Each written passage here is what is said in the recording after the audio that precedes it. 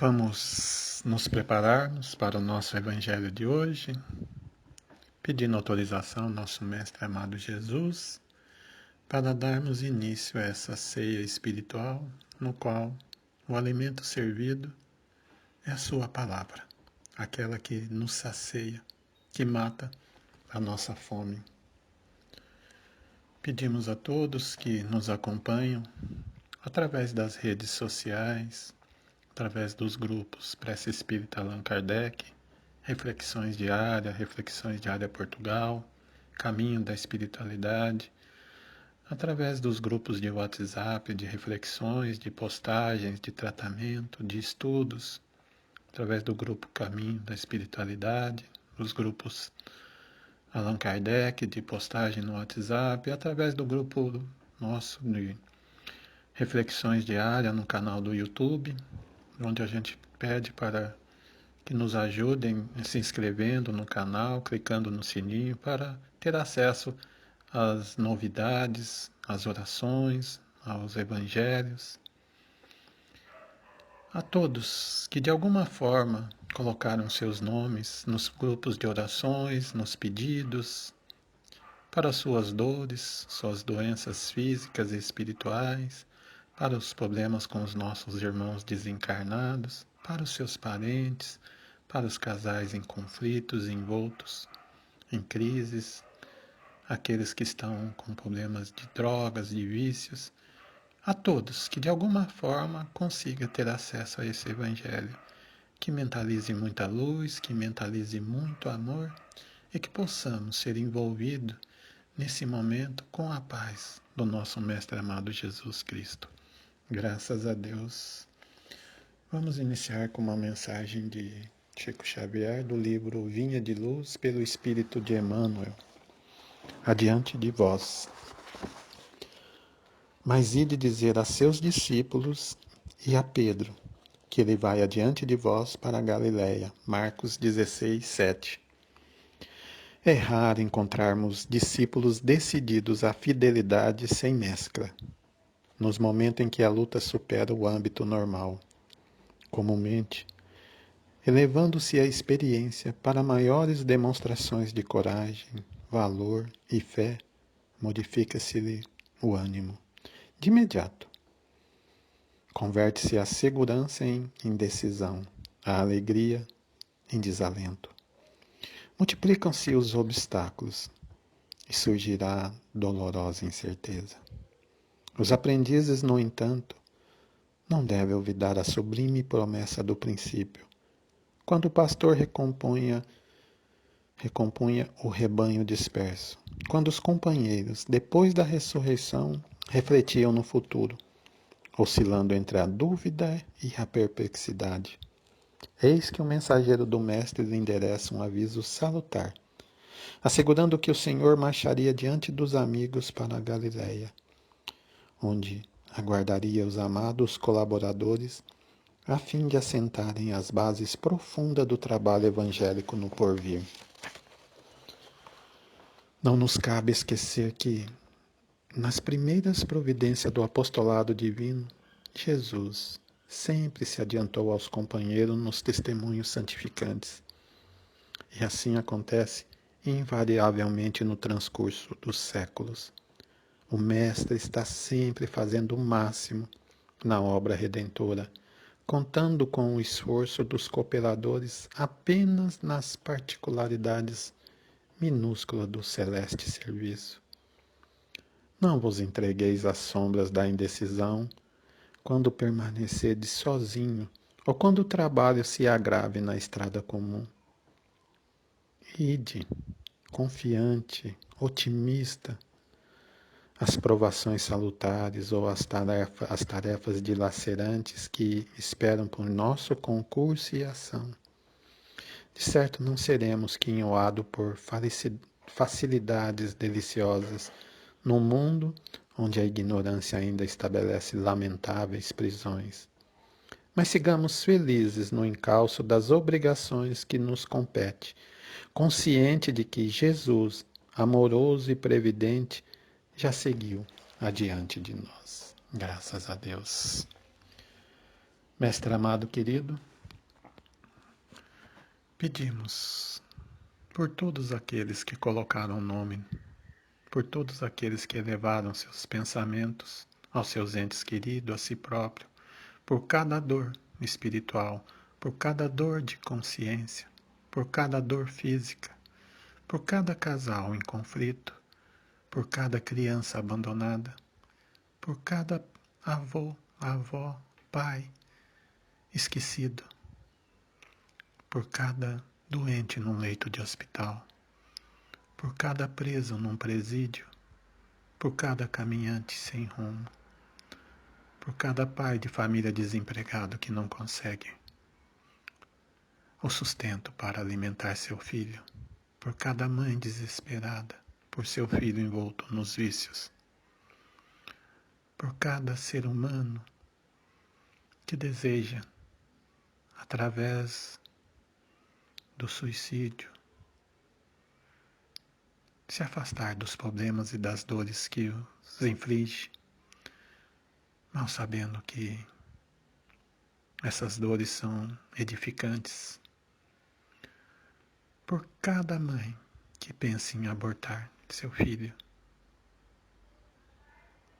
vamos nos unir com os nossos pensamentos elevados, pedindo ao nosso Mestre querido que olhe por nós e que a nossa Mãe Santíssima acolha as nossas rogativas e interceda junto ao Pai, para que a paz se estabeleça em nossos lares. Graças a Deus. Hoje o nosso Evangelho segundo o Espiritismo será do capítulo 9. Bem-aventurados aqueles que são brandos e pacíficos. A paciência e também obediência à resignação. A paciência, a dor é uma bênção que Deus envia aos seus eleitos. Não vos aflijais, pois. Quando sofrerdes, mas bendizei ao contrário, o Deus Todo-Poderoso que vos marcou pela dor neste mundo para a glória no céu. Sede paciente. A paciência é também uma caridade, e deveis praticar a lei da caridade ensinada pelo Cristo, enviada de Deus. A caridade que consiste na esmola dada aos pobres é mais fácil das caridades, mas há uma bem mais penosa e, consequentemente, mais meritória. Perdoar aqueles que Deus colocou sobre nosso caminho para serem instrumento dos nossos sofrimentos e colocar a nossa paciência à prova.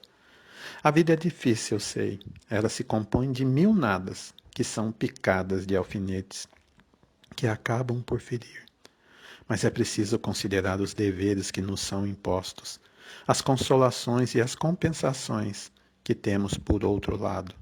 E então, veremos que as bênçãos são mais numerosas do que as dores. O fardo parece menos pesado quando se olha para o alto do que quando se curva a fronte para o chão.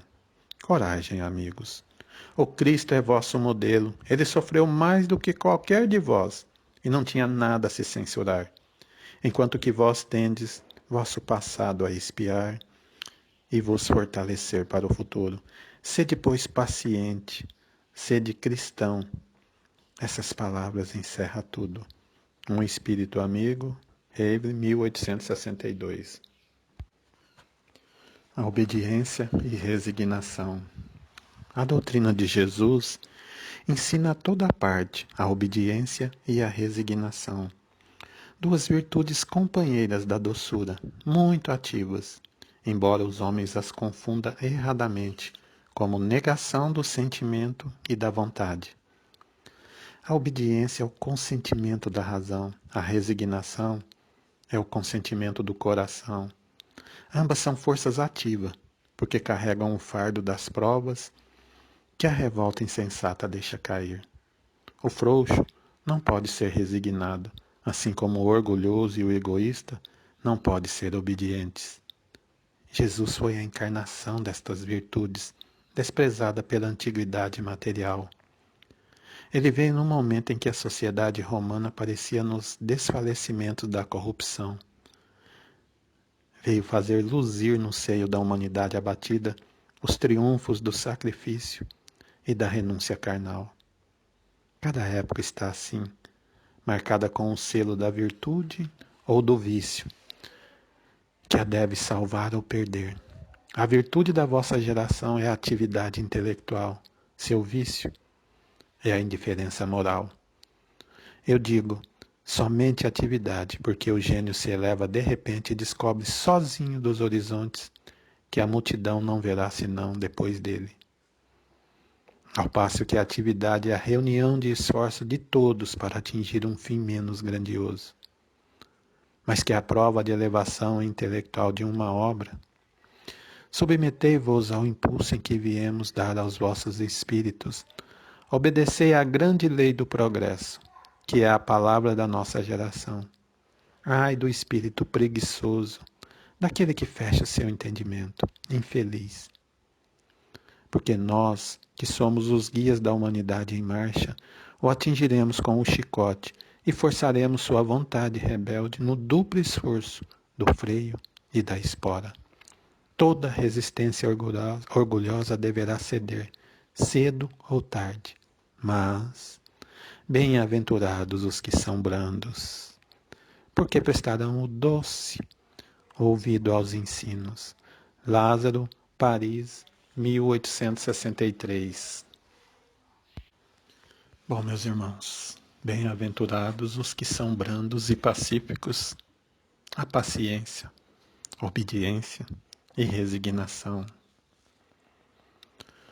Para o nosso espírito amigo, de Rave, 1862, a dor é uma bênção que Deus nos envia aos eleitos. E ele nos explica que a dor é um veículo através do qual nós regeneramos dos erros cometidos. Porque se não houvesse a dor, nós não teríamos limite, estaríamos bem, não poderíamos querer a mudança. A dor nos freia dos nossos impulsos carnais, nos mostra que não está tudo bem, que algo precisa de mudar, que algo precisa de ser revisto. Porque perante a dor, nós temos que ser mais paciente, porque a paciência também é uma caridade de ouvir, de respeitar o próximo, de aceitar o próximo. E nós devemos praticar a caridade, porque essa caridade foi ensinada pelo Cristo. Porque a caridade ela é mais meritória. A caridade é de perdoarmos quem Deus colocou em nosso caminho para ser instrumento do nosso sofrer. Nada acontece ao acaso. Ninguém está no endereço errado. A caridade de ouvir, de aceitar, de acolher aqueles irmãos que nos dão trabalho através da paciência, porque a paciência é uma virtude que nos faz olhar para o alto. A paciência nos coloca acima dos nossos problemas. Ela permite que possamos visualizar a melhor solução. Com isso, nos propicia a serenidade para que possamos analisar a vida. E quando analisamos a vida, reconheceremos que as bênçãos são muito numerosas, muito mais do que as nossas dores. Olhamos sempre o lado ruim das coisas. Esquecemos que com as nossas orações, com os benefícios que recebemos, as coisas poderiam estar muito pior. Mesmo nessa condição de dor que atravessamos, as orações, o fardo se torna mais leve quando nós começarmos a olhar para o alto, para o céu. Porque conseguimos visualizar o nosso futuro. E não quando nós nos curvamos para a Terra e prestamos atenção no momento atual, nas nossas dores atuais. Então que possamos elevar o nosso olhar para o céu e buscar na infinidade de estrelas, de galáxias, a presença de um Pai amoroso, que em trilhões de planetas, trilhões de seres humanos, nos permite ter uma vida única, especial, amparada, acolhida, e que tudo que nós passamos está sobre o olho dele. Nada passa despercebido. E nos permite, ele nos dá recursos eficientes para superarmos esses momentos difíceis, pois eles nos deu a prece, eles nos deu a fé. E com a prece, aquele sentimento mais puro do nosso coração, aliado com a nossa fé, que é a confiança, nós vamos obter as forças necessárias para suportar as nossas dores, esses momentos de dificuldade que estamos todos atravessando. Por isso a recomendação para todos é: sede pacientes, sede cristão. Vamos ter no nosso Mestre amado, o Cristo, nosso Rabi da Galileia, o nosso modelo e guia, o nosso irmão mais velho, pois ele sim sofreu mais do que qualquer um de nós e não tinha nada para se penitenciar. Agora nós temos. Nós temos que espiar o nosso passado para que possamos nos fortalecer para o futuro. Como disse Lázaro, em Paris de 1861, a obediência, a resignação é necessário, pois essa negação do sentimento, essa negação da verdade, elas não são virtudes passivas. Agora, a obediência e o consentimento da razão, essas sim são as virtudes ativas. A resignação, ela é o consentimento do coração. E hoje estamos atravessando um período tão difícil, né? Nossa época atual está sendo marcada pela atividade intelectual, pelo vício e pela indiferença moral. Por isso, Lázaro continua com seu apelo. Submetei-vos ao impulso que viemos dar aos nossos espíritos, e ai daquele que cerra o seu entendimento. Toda resistência orgulhosa, cedo ou tarde, será vencida. Bem-aventurados os que são brandos, pois serão dóceis aos ensinos espirituais. Graças a Deus, meus irmãos, estamos encerrando mais um estudo, que possamos elevar nossos pensamentos ao alto e pedir ao nosso Mestre querido que estenda suas mãos sobre as águas aqui postas, colocando nelas os lenitivos para aplacar as nossas dores físicas e espirituais, nossas dores de consciência, segundo o merecimento de cada um. Essa simples água transformará num bálsamo lenitivo para as nossas dores. Pedimos ainda, Mestre querido, que olhe pelos doentes dos hospitais, que olhe pelos asilos, que olhe pelas crianças órfãos, que olhe pelos nossos irmãos encarcerados que se perderam pelos destinos da vida, que olhe pelas aquelas famílias que não têm um pão para se alimentar, mas que olhe também para aquelas famílias abastadas financeiramente, mas que não conseguem suportar o peso das provas e expiações que têm que passar.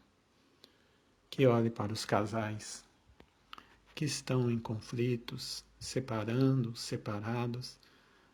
para que haja união nos lares, para que haja o fortalecimento das famílias.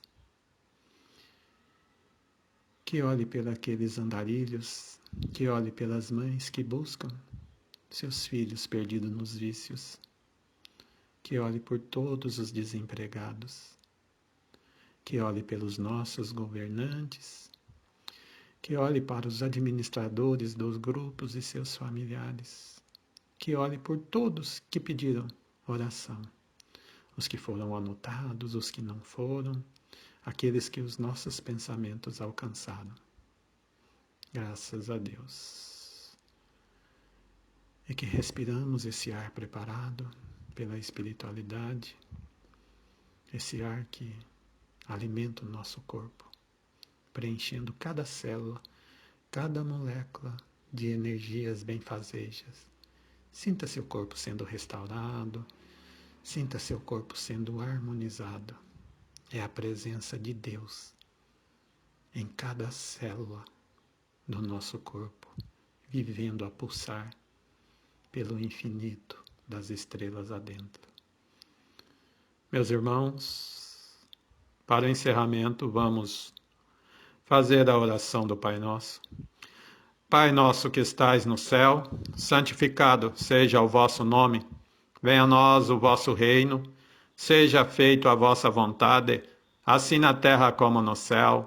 O pão nosso de cada dia nos dai hoje. Perdoai as nossas ofensas, assim como nós perdoamos a quem nos tem ofendido. Não nos deixeis cair em tentação, mas livrai-nos do mal. Amém. Graças a Deus, que Deus seja louvado, que assim seja.